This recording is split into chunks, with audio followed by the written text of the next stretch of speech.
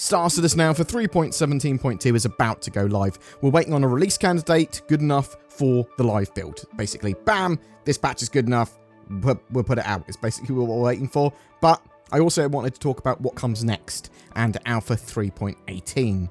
So when can we expect Alpha 3.17.2 live?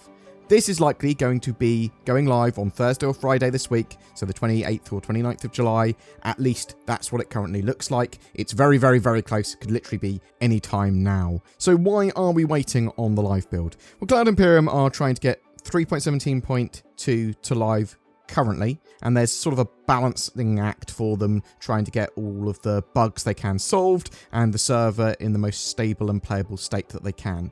That's somewhat difficult, as Cloud Imperium have a few little bugs they're trying to solve, as well as adding a load of new content and increasing server caps, server population limits. So there's a load of network code improvements going on here as well, and Cloud Imperium is still tweaking those net code improvements, trying to get them as functional as possible, as well as trying to get AI and NPCs as functional as possible too.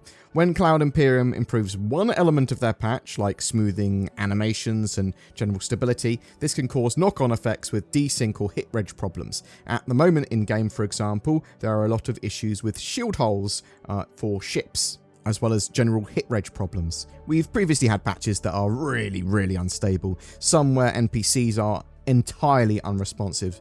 Elevator gate.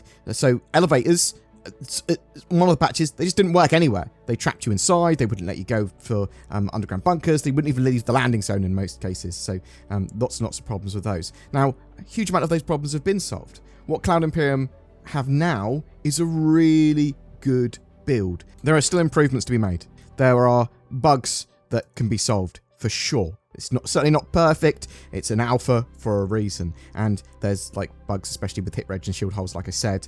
And any AI improvements would be great too, because although AI are functional in the latest build, they do take a few seconds to react, and if they're in range of you and you haven't seen them, they're then deadly accurate. But out of range, they don't shoot you at all. I do genuinely think, though, with 3.17.2, StarEngine will be the most playable and accessible it's ever been, with some massive improvements, especially when it comes to the netcode and the general sort of fun playability, accessibility of it. So what's new in the latest PTU? Well, we've got StarEngine now for 3.17.2U on the PTU at the moment. They reduced the HP of multiple parts of the Asperia Blade ship.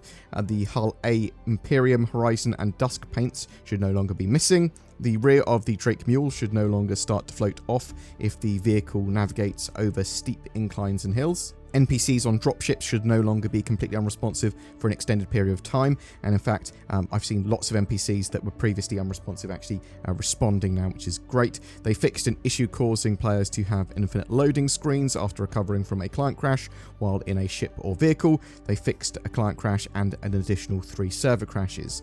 The known issues list is currently pretty small and very manageable, with Cloud Imperium hopefully being able to fix these issues in the next couple of days, or at least the most egregious ones. Your ship can spawn floating in the hangar if you've left your engines on when you've got it sort of like put into storage. The K2 Owls can spawn on the hangar floor sideways. Some delivery boxes can't be placed to progress missions. Those sort of ones, accessibility ones, they have to be solved for sure. If your ship is floating in midair and you can't get on board it, things like that, they have to be solved. Weapons are held like a pistol while moving in EVA. Bunkers are sometimes missing NPC spawns that would then enable you to, complete a mission. So yeah, things like the delivery boxes not allowing you to progress in missions. Things like NPCs not spawning or not the correct amount spawning, meaning that you can't complete a mission. That's annoying. That's an accessibility problem. Those need to be solved. FBS weapons can holster and unholster randomly, and ships on landing pads can end up in an unknown state. Again, not something that you particularly want, but if they can solve a good amount of those, great. That'll put the patch is in a pretty good state, in my opinion, but having more accessibility is good. This is very close to being a release candidate for a patch. Everything is pretty solid. Clearing out some of those known issues, getting the desync on the pew-pews and the sort of shield holes sorted will go a long way, as well as like anything they can do for NPCs and server tweaks. That's all going to go a long way to help make this build even better.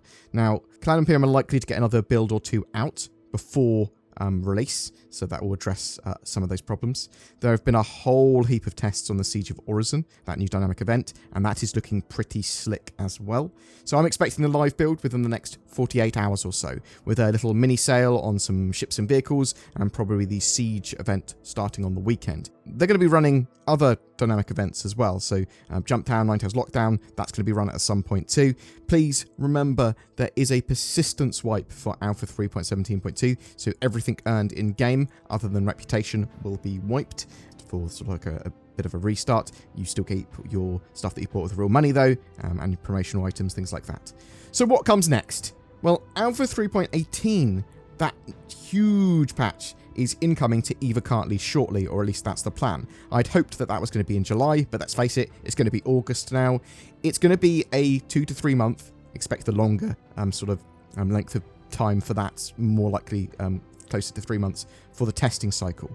So bear that in mind, that Alpha 3.18 live is going to be turning up sometime probably in October, but we don't know how long it will be in Evocati for, probably a month or two, probably again on the longer end of that. We know that persistent entity streaming, salvage, and the cargo refactor, the sort of big ticket items for 3.18, that's a lot of content. There's a lot of content there.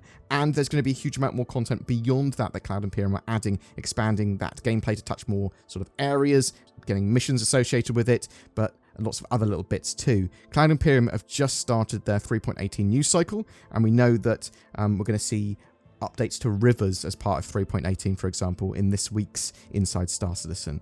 There are a lot of issues that could occur during that 3.18 branch, and features might get nerfed or dropped if they have to. Hopefully they won't. Hopefully we will see a extremely buggy build during the Evocati phase that will then get turned into a very playable, wider PTU as we go along.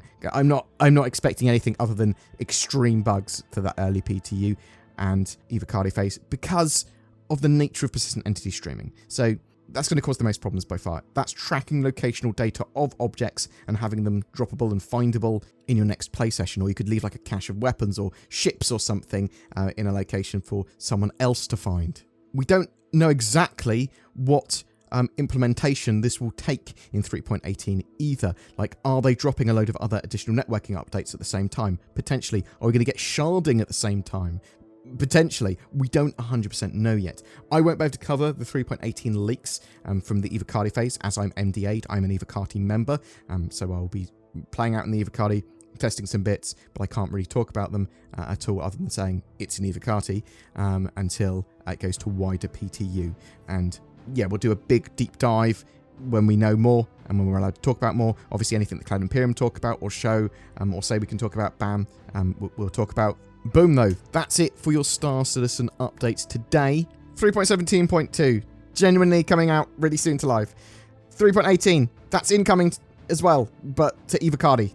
And that's only going to be a very limited amount of people having access to that, and it's going to be in Evocati for quite a long time. But what do you think? Are you excited for 3.17.2 live? Have you tried the PTU, and what do you think of all the updates? Do you, like me, think this is actually a big game changer for how playable and sort of fun Star Citizen is? Significantly more playable than before. Are you looking forward to 3.18? Do you think it will be plagued by problems? Whatever your thoughts, I'd love to hear from you in the comments below. Greetings, citizen. I am NordVPN Man, bringing the justice of cybersecurity to the world. I protect you from ads, trackers, and malware. I punched a guy so hard once with security features that I knocked him back in time. He was able to use the knowledge of the future to become incredibly rich and wealthy. He bought like 10 subscriptions to nordvpn.com/BoredGamer after that. Really smart guy. Another time, I prevented a hacker from snooping at your IP address by taking off his hands. You can't hack with no hands. Probably. Anyway, you should get NordVPN, otherwise the terrorists win.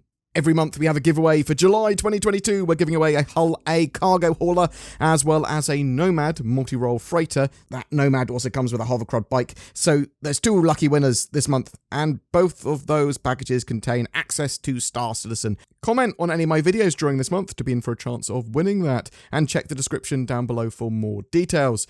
please consider becoming a Patreon or channel member with the join button under my videos. This nets you a variety of exclusive extras, badges, influence on the channel and content and special videos, as well as helping us produce daily content. Thank you very much for watching. Please take care, and I'll see you in the verse.